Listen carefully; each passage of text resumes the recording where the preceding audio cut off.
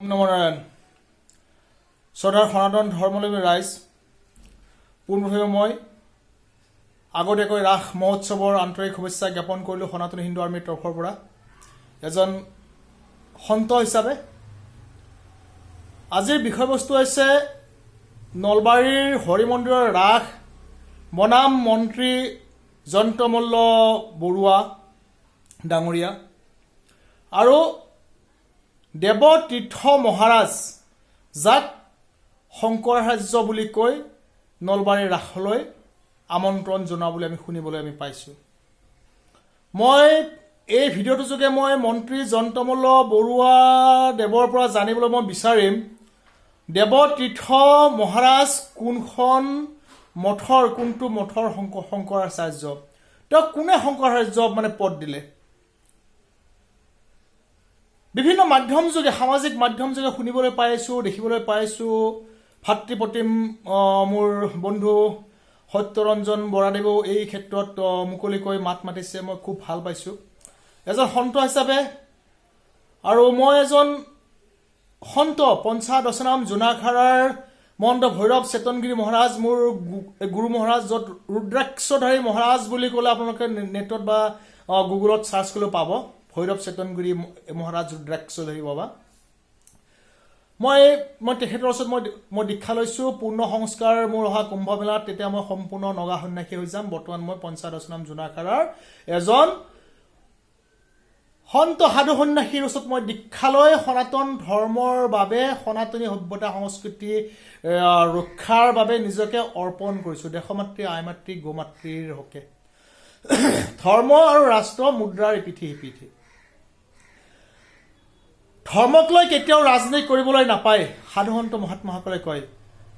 ধৰ্ম সদায় ধৰ্ম সত্য সনাতন বুলি যাক কোৱা হয় এতিয়া কথাটো হৈছে জয়ন্তমল্ল বৰুৱাই যিজন দেৱতীৰ্থ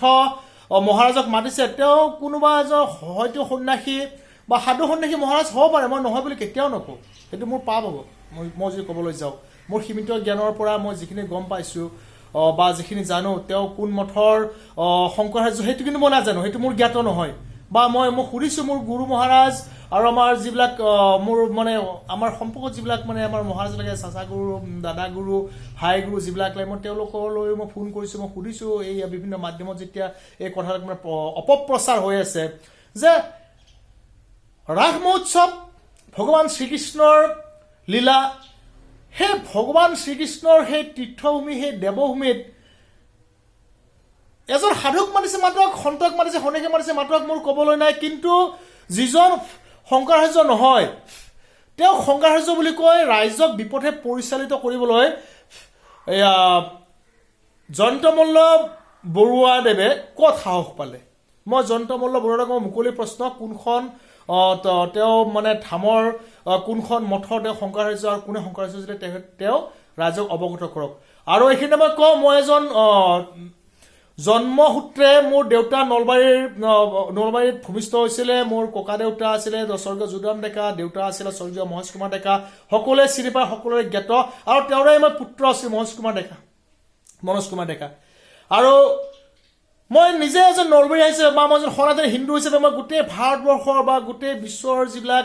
কথা সনাতন ধৰ্মক লৈ যিহেতু এটা চিন্তা চৰ্চা ভাৱনা হৈ আছে নিজকে ধৰ্মৰ কাৰণে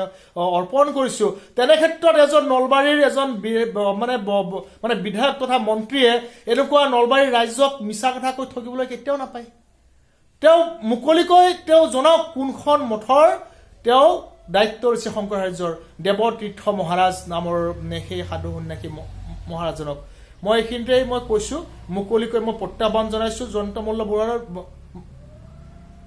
ডাঙৰীয়ালৈ ৰাজনীতি কৰক কিন্তু ধৰ্মক লৈ কেতিয়াও ৰাজনীতি নকৰিব সনাতন সভ্যতা সংস্কৃতিক বিনিষ্টলৈ কেতিয়াও আপোনাৰ হেৰি নকৰিব ধৰ্ম কেতিয়াও কচুপুলি নহয় কেতিয়াও ৰাজনীতি হ'ব নোৱাৰে ধৰ্ম সদায় ধৰ্ম সত্যম শিৱম সুন্দৰম জয় শ্ৰীৰাম জয় হিন্দ ৰাষ্ট্ৰ জয় অসম